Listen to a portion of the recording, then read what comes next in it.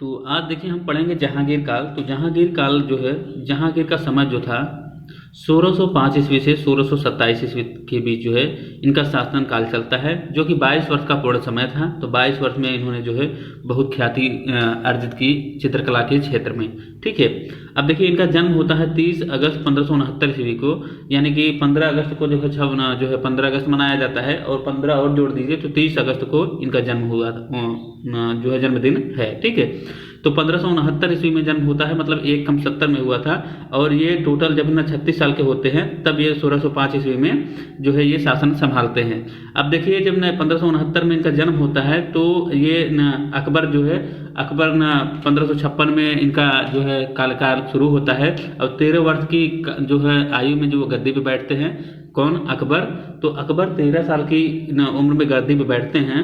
तो 13 साल बाद जो है, फिर इसके 13 साल बाद जो है, क्योंकि 19 साल में इनकी शादी हो जाती है, और 13 साल बाद जो है इनको एक पुत्र प्राप्त होता है। 13 साल बाद, 13 उम्र थी पहले, 13 और हो जाएगा, यानी कि 26 साल में जो है 26वें साल में इनको एक पुत्र प्राप्त होता है जिसका नाम जो है जहांगीर था। ठीक है, तो जहांगीर 26वें साल में इनको जन्म हुआ था। तो ये वही समय था 1569 का समय। ठीक है, तो 1569 का समय हुआ था। तो आप ये ध्यान दीजिएगा, कभी भी प्रश्न में पूछेगा तो आप इतना रखिएगा कि अकबर का जब शासन काल शुरू हो जाता है 1556 ईस्वी में, तो 13 साल की उम्र में वो गद्दी पे बैठता है, और 13 साल बाद, उसके 13 साल बाद जो है जहांगीर पैदा होता है। ठीक है, तो 13 साल बाद और जो है 13 साल और जोड़ देंगे तो 26 साल हो गया। टोटल 26 साल की उम्र में जो है ये जहांगीर पैदा होता है। ठीक है, और इसकी माँ का क्या नाम है? जहांगीर की माँ का क्या नाम है? मरियम उज़्ज़मानी, यानी जोधाबाई के जो है गर्भ से ही जन्म लेते हैं अकबर और जोधाबाई। ठीक है, अकबर और जोधाबाई के गर्भ से जन्म लेते हैं, और इन्हीं जोधाबाई का नाम जो है मरियम उज़्ज़मानी रहा है। ठीक है, ये ध्यान दीजिएगा। अब विवाह इनकी होती है जो है नूरजहां से। ठीक है, तो जहां में देखिए जहांगीर यहाँ है, तो जहां यहाँ भी है, और नूर जहां तो लास्ट में ये है। तो जहां जहां आप अगर आ जाए तो समझ लीजिए कि जहांगीर की पत्नी का नाम नूरजहां था। ठीक है, इनका अब आप देखिए कि नूरजहां का घर का नाम क्या था। तो घर का नाम कहिए या मूल नाम कहिए, तो इनका नाम जो है मेहरुन्निसा था। ठीक है, मेहरुन्निसा इनका नाम था, यानी किसका? नूरजहां का। तो नूरजहां का जो है मेहरुन्निसा नाम था, गांव का या घर का या मूल नाम कह लीजिए, कुछ भी कह लीजिए, आपको याद करने से मतलब है। ठीक है, तो ये मेहरुन्निसा इनका नाम था। ठीक है, और अब देखिए यही नूरजहां की एक माँ थी अस्मत बेगम। अस्मत बेगम जो है वो गुलाब से इत्र बनाने की विधि का आविष्कार की थी। तो मतलब गुलाब से वो जो है गुलाब जल प्राप्त करी, उसके बाद जो है इत्र उससे बनाया गया। तो इसका जो है ज्ञान जो है अस्मत बेगम को था। इन्होंने आविष्कार का जनक मानी जाती है, या फिर जो है इन्होंने आविष्कार ही किया था। ठीक है, तो अब आप समझिए कि जहांगीर की जो सास थी, जहांगीर की क्या लगती थी? सास लगती थी ना। तो जहांगीर की जो सास थी वो थी अस्मत बेगम। ठीक है, तो अस्मत बेगम या नूरजहां की माँ थी अस्मत बेगम, और जहांगीर की क्या लगती थी? सास लगती थी अस्मत बेगम। ठीक है, तो आप यहाँ से रिलेट कर लेंगे तो याद रहेगा हमेशा के लिए। अब देखते हैं जहांगीर का मकबरा जो है, जहांगीर का हम मकबरा देखते हैं। तो जहाँ में उनका मकबरा जो है शहादरा में है, लाहौर में है। ठीक है, तो जहांगीर का देखिए, जहांगीर में भी रह रहा है, और मकबरा में भी रह रहा है, और शहादरा में भी रह रहा है, लाहौर में भी रह रहा है। ठीक है, तो र से आप कंप्लीट कर लीजिए कि जहांगीर का मकबरा जो है शहादरा लाहौर में है। अब आप समझिए कि जहांगीर की एक गर्लफ्रेंड थी अनारकली। आप गर्लफ्रेंड कहिए, चाहे प्रेमिका कहिए, चाहे प्रेयसी कहिए, कुछ भी कहिए, लेकिन ये अनारकली जो थी इनकी गर्लफ्रेंड थी।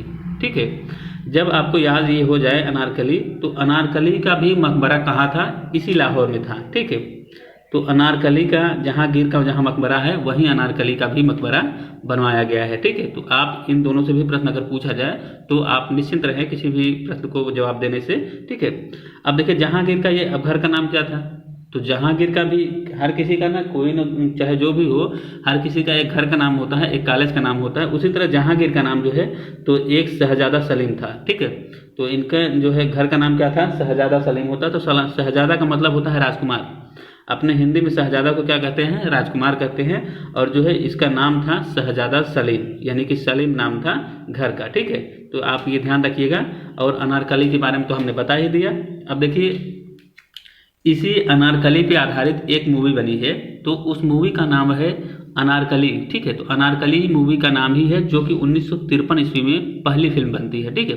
तो 1953 में ये पहली फिल्म बनती है जो अनारकली पर आधारित है या सलीम पर आधारित है, ठीक है। तो अनारकली और जहांगीर का जो है उसमें पटकथा लिखी गई है और इसी को फिल्माया गया है, ठीक है। तो ये 1953 की बात है, जो कि फिल्म अनारकली के नाम से जो है ये फेमस रहा है, ठीक है। अब देखिए अनारकली का मकबरा हमने बता दिया लाहौर पाकिस्तान में ही है। तो आगे चलते हैं, चलिए। अब फिल्म अनारकली जो है 1953 ईस्वी में पहली बार लिखी जाती है या पहली बार जो है फिल्माया जाता है तो अनारकली पर।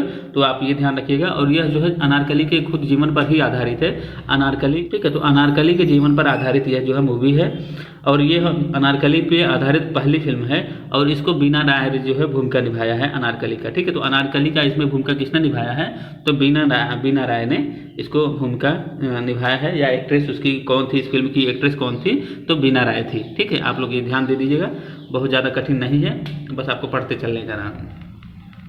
अब देखिए जहांगीर की आत्मकथा जो है, जहांगीर की आत्मकथा तुझके जहांगीरी नाम से लिखी जाती है, वो भी फारसी भाषा में।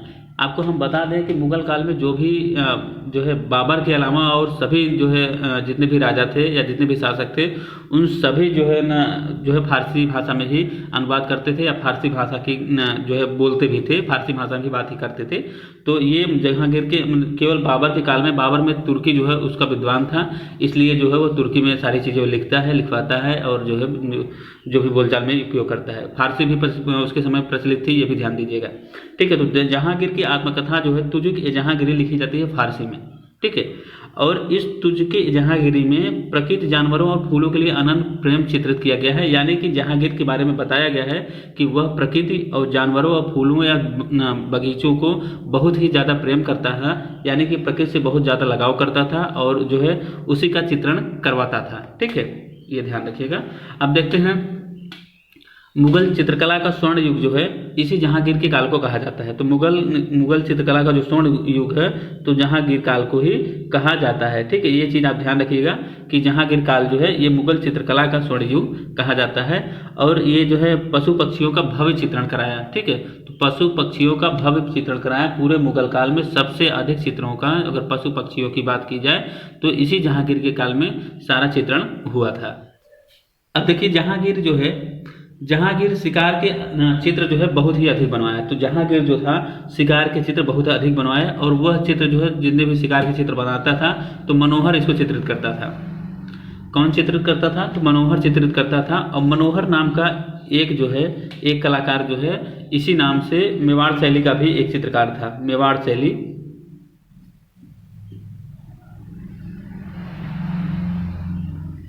तो मेवाड़ शैली का भी एक चित्रकार था, ठीक है। तो मेवाड़ शैली मतलब वो राजस्थान शैली का एक भाग है।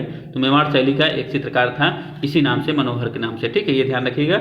और जहांगीर काल में देखिए, जहांगीर के काल में शिकार के चित्र अधिक बने। शिकार मतलब देखिए शिकार से र आ रहा है यहाँ, तो जहांगीर से आप यहाँ र रिलेट कर लेंगे, यानी कि शिकार के चित्र जो है अधिक बने किसके काल में, जहांगीर के काल में। और किसने बनाया, और यहाँ भी देखिए ये र आ रहा है तो मनोहर आ रहा है, तो यानी इसका मतलब मनोहर ने चित्रित किया, ठीक है।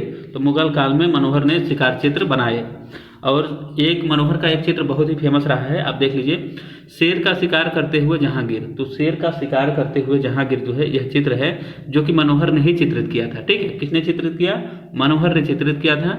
और इसकी कई प्रतियां उसमें बनाई गई थी, लेकिन 2 ही प्रतियां जो है अभी भी हैं। देखिए एक प्रति जो है मॉस्को में है, दूसरी प्रति है ऑक्सफोर्ड में। तो ये दोनों प्रति जो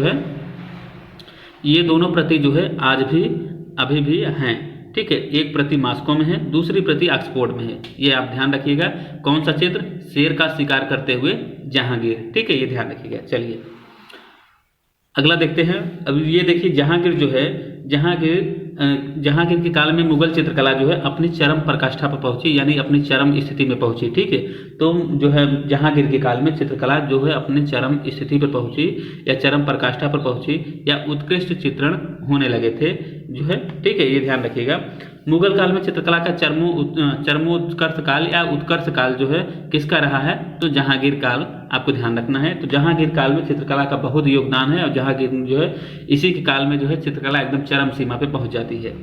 और जहांगीर की बात करें तो जहांगीर चित्रकला को सबसे अच्छा समझता था और सबसे प्रिय समझता था, ठीक है। सबसे प्रिय समझता था किसको? चित्रकला को। कौन? जहांगीर। ठीक है, ये ध्यान रखिएगा।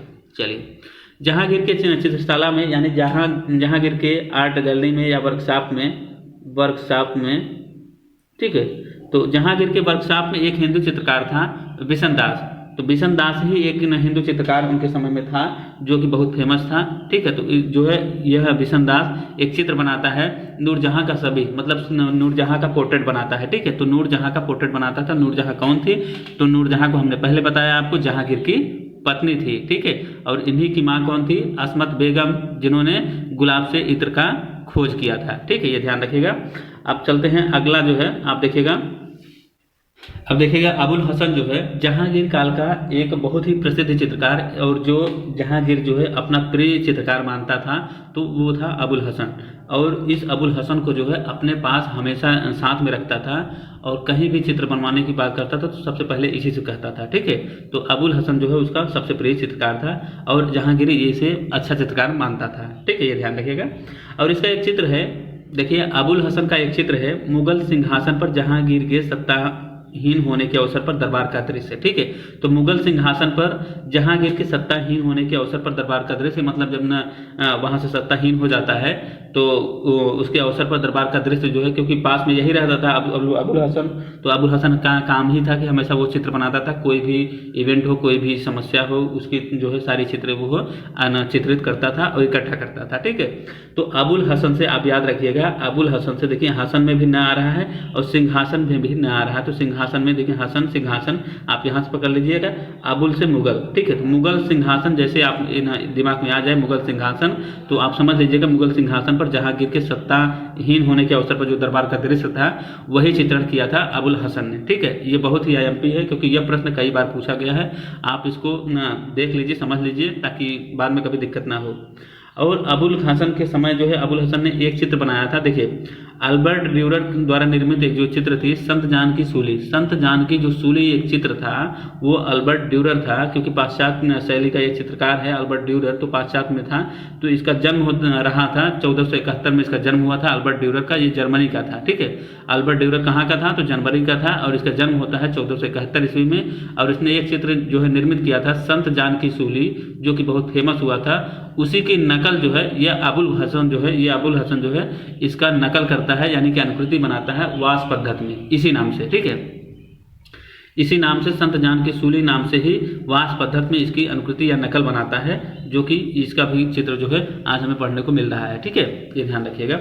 और दूसरी खास बात यह है कि अबुल हसन ने ईसाई विषयों पर चित्र बनाए थे। तो अबुल हसन ने देखिए ईसाई विषयों पर भी चित्र बनाए थे। और कभी भी पूछा जाए कि किसके काल में जो है ईसाई धर्मों पर, ईसाई विषयों पर चित्र बनाया गया, तो जहांगीर के काल में ही। और किसने बनाया था? अबुल हसन ने बनाया था। ठीक है, आप ये ध्यान रखिएगा।